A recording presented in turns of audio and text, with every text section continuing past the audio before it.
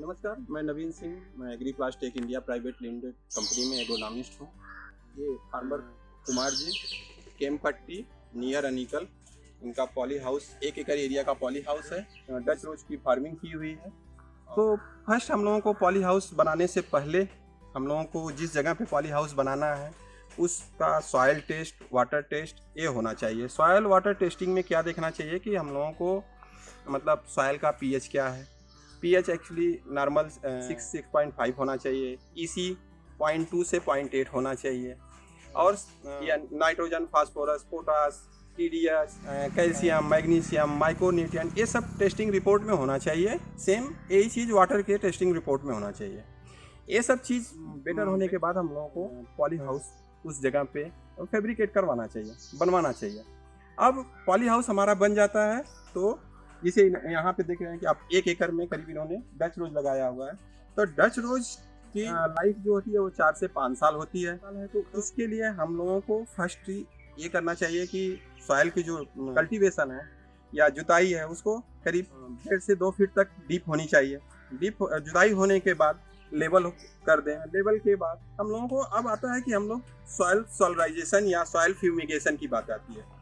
तो soil fumigation आप bed बनाने के बाद ही करते हैं जो H2O2 से, लेकिन उससे बेटर हमारा सॉइल सॉलराइजेशन बेटर है केमिकल से।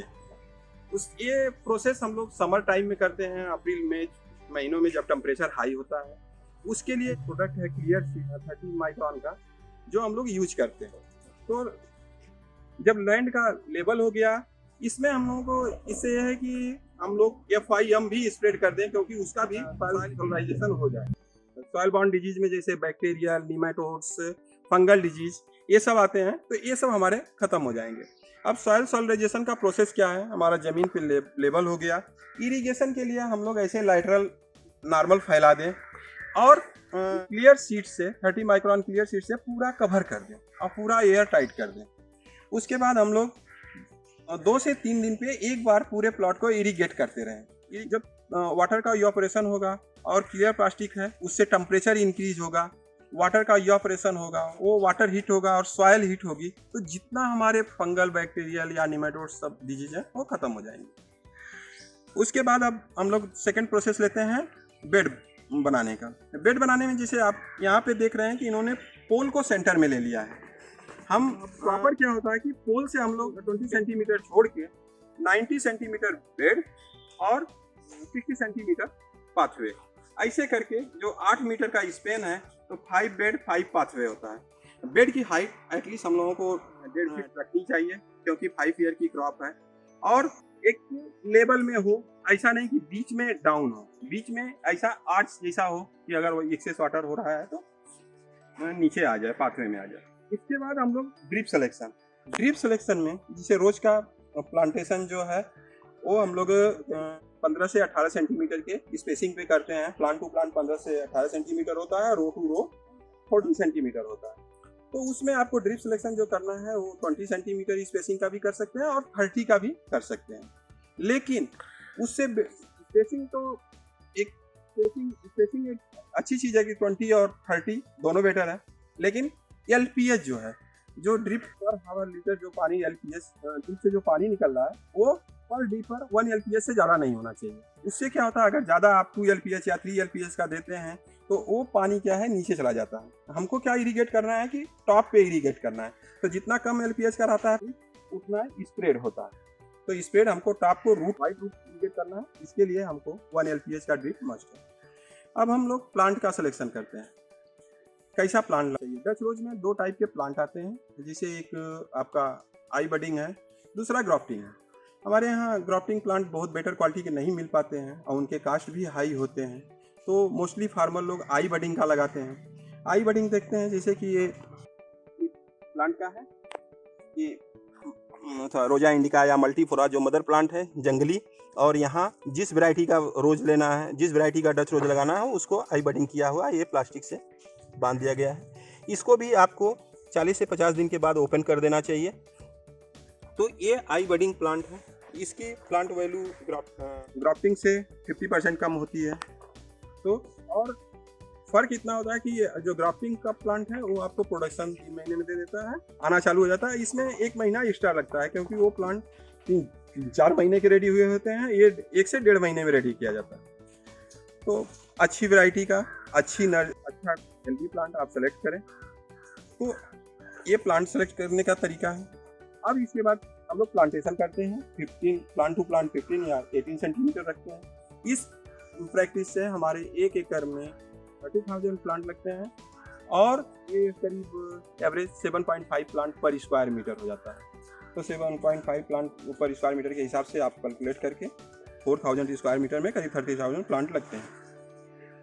और प्लांटेशन के बाद हम लोगों को एटलीस्ट 20 डेज तक अल्टरनेट डे वाटर, एक दिन फंजीसाइड का ड्रेंचिंग, कुछ स्प्रे भी जैसे कि माइट्स के लिए है एवामेक्टिन वगैरह का स्प्रे करिए, और फंजीसाइड के लिए COC, कार्बेंडाजिम, ये सब का एक दिन ड्रिंकिंग करिए, एक दिन वाटर देते हैं। उसके बाद थोड़ा रूट प्लांट सेट हो जाता है, रूट डेवलप होता है, तो फिर आप ड्रिप इरीगेशन से फर्टिगेशन चालू कर सकते हैं।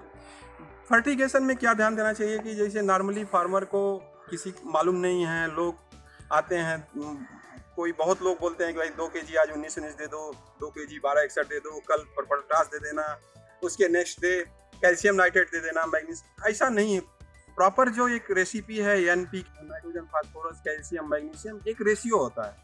उस हिसाब से, रेशियो के हिसाब से स्टॉक सोल्यूशन बना लीजिए और वो देते रहना चाहिए। जैसे बेसिक कहें तो रोज के लिए जो है आपको 2.1 nitrogen, something 1.15 phosphorus, 2.5-2.6% potash, 1% calcium, magnesium 0.6-0.7% magnesium और माइक्रोन्यूट्रिएंट।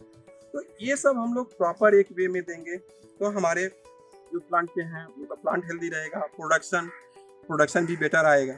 प्रोडक्शन की बात करें तो रोज में अच्छा क्लाइमेट है तो आप सॉइल में करीब 20-25 फ्लावर पर प्लांट पर ईयर आप ले सकते हैं। और इसके बाद अब जब हमारा प्लांट, जैसे ये प्लांट देख रहे हैं आप, ये करीब 40-45 डेज का हो गया है, तो इसमें अब फर्स्ट बेंडिंग करते हैं। फर्स्ट बेंडिंग करने के लिए जो फर्स्ट शूट है, आई बडिंग के बाद जो फर्स्ट प्लांटेशन का है, ये शूट को हम ऐसा बेंड करते हैं यहाँ से। ये देख रहे हैं जैसे यहाँ से बॉटम शूट निकल रहा है। फिर बाद में हम इन बॉटम शूट से ही प्लांट का स्ट्रक्चर बनाते हैं। ये आएगा, ये स्ट्रांग आएगा। स्ट्रांग आने के बाद 8 से 10 इंच हाइट पे कट करते हैं। कट करने के बाद जो उसमें से शूट आते हैं उनको हम फिर प्रोडक्शन में ले लेते हैं। दूसरा चीज़ कि अगर हमारी क्लाइमेट हॉट क्लाइमेट है, वहाँ पे बेंडिंग रखना कंपलसरी है। नहीं तो अगर स्टेम, हमारा फ्लावर स्टेम कट गया, प्लांट पे कुछ नहीं है और प्लांट को फोटोसिंथेसिस नहीं हो पाएगी, अगर लीफ एरिया नहीं रहेगी, तो उस समय कभी कभी ज़्यादा टेम्परेचर में या कोल्ड टेम्परेचर में प्लांट मरने का भी चांस होता है।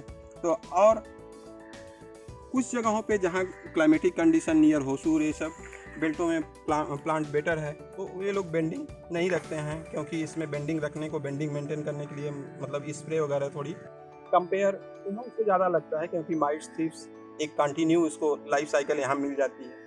तो इसलिए हमको बेंडिंग डिपेंड क्लाइमेट करता है, क्लाइमेटिक कंडीशन कहाँ का कैसा है, उसके हिसाब से बेंडिंग रखना चाहिए या नहीं रखना चाहिए। तो अब इसको हम लोग फिर जो ये बेंड कर रहे हैं, फिर दूसरी बेंडिंग हमारी 25 से 30 दिन में फिर आ जाएगी। तो उसमें हमारे जिस प्लांट पे बेंडिंग नहीं है उसको बेंड करते हैं। बॉटम शूट जो निकल रहा है इसको है, तो इसको कंटिन्यू हम लोग प्रोडक्शन में करते हैं और स्ट्रक्चर बनाते हैं। इसकी हाइट थोड़ा 8 से 10 इंच फर्स्ट टाइम इसलिए रखते हैं कि प्लांट का इस हाइट, मतलब ये स्ट्रक्चर जो होगा इस लेवल पे जाने के बाद वहाँ से प्रोडक्शन लेंगे, तो ये एरिया में एयर सर्कुलेशन बेटर होगा। एयर सर्कुलेशन बेटर होगा तो जैसे फंगल डिजीज है या डाई बैक है, माइट्स, थ्रिप्स, वो सब कंट्रोल रहेगा, कंट्रोल करने में ईजी होता है। यहाँ जैसे हम लोग जब फर्स्ट हार्वेस्टिंग के बाद जो फर्स्ट स्टेम लेते हैं, बॉटम स्टेम निकलता है, तो ये देखिए जैसे इन्होंने 8 से 10 इंच पे यहाँ कटिंग हुआ है। ये 3 से 4 साल की ओल्ड क्रॉप है, तो यहाँ कटिंग हुआ है। इसके बाद इन्होंने स्टेम लेते आए। अब ये जैसे जैसे फ्लावर आते गए, ऐसा ऐसा 1-1, 2-2 इंच छोड़ के कट करते गए। अब यहाँ एक लेवल आता है कि 0 से लेके 7 लेयर तक। 7 लेयर होने के बाद क्या करते हैं कि डाउन कटिंग करते हैं। डाउन कटिंग में अभी जैसे देख रहे हैं कि स्टेम पतला पतला आ रहा है, तो उसमें डाउन कटिंग में क्या करते हैं कि 7 स्टेप हो गया तो उस पर 3 स्टेप पे आ जाते हैं या 4 स्टेप पे, जैसा आपको जितना प्रोडक्शन लेना है। तो अब अगर आप वैलेंटाइन डे में जाना चाहते हैं तो दिसंबर में भी आप ये इस स्टेप पे कट कर देंगे तो बहुत सारे स्ट्रॉन्ग सूट आएंगे। जैसे अभी इसमें है, इसमें अब देखिए ये भी पतला है, तो हम लोग क्या कर यहाँ जब कट कर सकते हैं तो इसको दिसंबर में यहाँ कट कर देंगे। यहाँ से जो स्टेम आएगा, न्यू प्लॉटिंग आएगा, वो बहुत स्ट्रॉन्ग आएगा। ये गिनेगार प्लास्टिक यूज की गई है, 205 है।